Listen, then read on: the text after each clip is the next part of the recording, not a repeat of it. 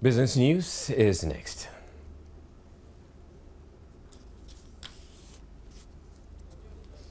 Go on, continue. Right, we'll just take our first story on business. The producer price inflation PPI rate for August 2012 was 16.6% year-on-year, representing a decrease in producer inflation of 2.4 percentage points. July 2012 PPI was 19.0%. The figures released by the Statistical Service show the producer price changes since September 2006, as well as the year-on-year and monthly inflation rates for all industry and three major subsectors of industry, mining and quarrying, manufacturing and utilities for the last 12 months. Manufacturing recorded the highest year-on-year producer inflation rate of 18.6%. The month-on-month change in producer prices was 0.3%, following a rate of 1.5% in July 2012. Agriculture, which is one of the major contributors to the nation's economy, recorded a decline. The other sectors are growing faster than the agriculture sector. Yeah. So if the other sectors are growing faster than the agriculture sector, then it means that the growth there will definitely, the share of GDP will definitely decline. If you compare the growth rates, Agri recorded the lowest growth in provisional, looking at the provisional estimate. Meanwhile, the real gross domestic product for the second quarter of 2012 grew by 2.5%. In an interview, Ebo Duncan explained whether these rates will translate into Ghana meeting its GDP target for 2012. A target, for instance, if you look at mining and quarrying, if you look at the target we've missed, we will definitely miss that target because of the slowdown in the production of crude oil. Yeah. And the other minerals too has some problems. They are not only crude, other minerals there that also have problems. And manufacturing, for instance, the projected growth was higher than what we've seen. So these are all part of it. Marian Turi's report. The workers of the troubled Intercity SCC today took out their frustrations over unpaid salaries onto management, temporarily disrupting operations. The company is said to owe some 43 million Ghana cedis and has been in the news recently after one of its creditors, Prudential Bank, gave notice to auction some property to defray a loan debt of 7.3 million cedis.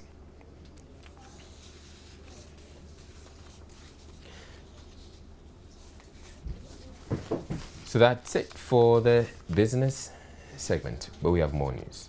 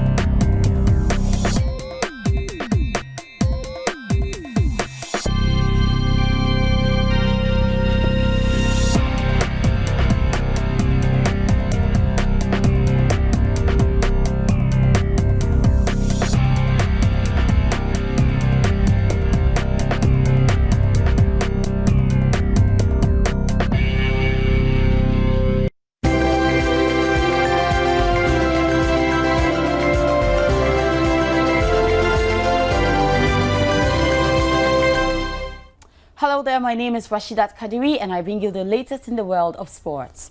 Interim head coach of the Black Satellites, Maxwell Konadu, says his team is preparing feverishly for the second leg of the African Youth Championship qualifier against Morocco, despite a comfortable win against the North Africans last Saturday in Tamale. Ghana will play the Atlas Lions in a return leg in the final qualifier to the 2013 Africa Youth Championship to be staged in Algeria.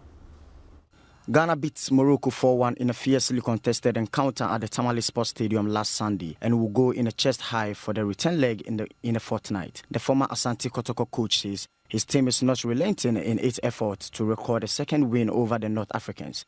Maxwell Konadu, who doubles as the assistant coach of the Black Stars, is upbeat about the Satellites qualification chances for next year's Africa Youth Championship to be played in Algeria. We know what the North Africans can do, especially when you're playing on their soil. But we are not worried because the game is going to be a difficult one. But as I said, we are not worried because we know that we can really play well. The boys are just ready to die for Ghana, and that is what I'm happy with. We don't have injuries in camp, and I believe that the strategy we want to play there, they will go there and do exactly the same. So I think things will work out good for Ghana. Omuna Ubakar, Moro, Ibrahim, Wachia, Domafria, Kwa, anyone we get, because we need to just work very, very hard before we can achieve this, our goal. Before we can achieve our goal. If we get all these players, we can talk of a very, very good and quality side. Almost the same squad. Yeah, almost the same squad. The core of the team is intact. That is the most important thing because we need that consistency. We are not done yet. The second leg is over there, and that is where we're going to fight very, very hard to just achieve our goals. But from what we saw here, we know what is in store for us over there. We have made our mind. Just go out there and die for Ghana. Whether officiating will be bad, pitch will be bad, whatever situation or the condition are, we're going to face them squarely.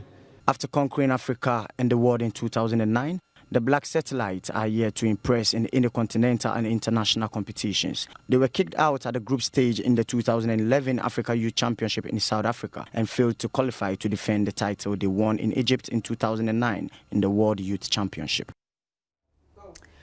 To women's football now, and striker of the Black Maidens, Janet Ayiyem, is on a mission to banging the goals in order to be crowned as goal queen of the ongoing FIFA Under-17 Women's World Cup in Azerbaijan.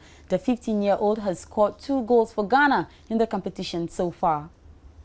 The Black Maidens of Ghana began their World Cup campaign on Sunday against Germany and lost 2-1, led by coach Masoud Didi Dramani. The Ghanaians kept their hopes of going past the group stage alive by going into their second Group D game shoulder high. The result was a 5-goal thriller against Uruguay, with goals coming from inspirational captain Priscilla Ochre, James Ayeyam, Alberta Ahiali and Fatima Al-Hassan. Jane Ayeyam, who scored Ghana's consolation goal in the group's opener, told Joy Sports in an interview before the team's departure that her target was not only to represent Ghana in the Under-17 World Cup, but finish as the goal queen. Ghanaians should be expecting me to bring the goal queen, because I'm going to score goals. I'm not just going to play as a striker, but I'm going to bring the goal queen. We need support, prayers, and they shouldn't think that we are just going there to see Azerbaijan. No, we are going to make something there, mark there. So they should be expecting us to bring the cup to Ghana. The Black Maidens will play their last game of the group stage against China on Sunday, and a win could see them progressing to the knockout stage of the FIFA Under-17 Women's World Cup in Azerbaijan. Should this happen, the Maidens will be the only national women football team to have qualified beyond the group stages of any FIFA international tournament. And we wish the Black Maidens all the best as they come up against China, who are also on 4 points with Germany. And Ghana must do everything possible to win that game in order to qualify beyond the group stage of the ongoing FIFA Under-17 Women's World Cup, bringing us to the end of the sports news. Coming up next is international news. Stay tuned.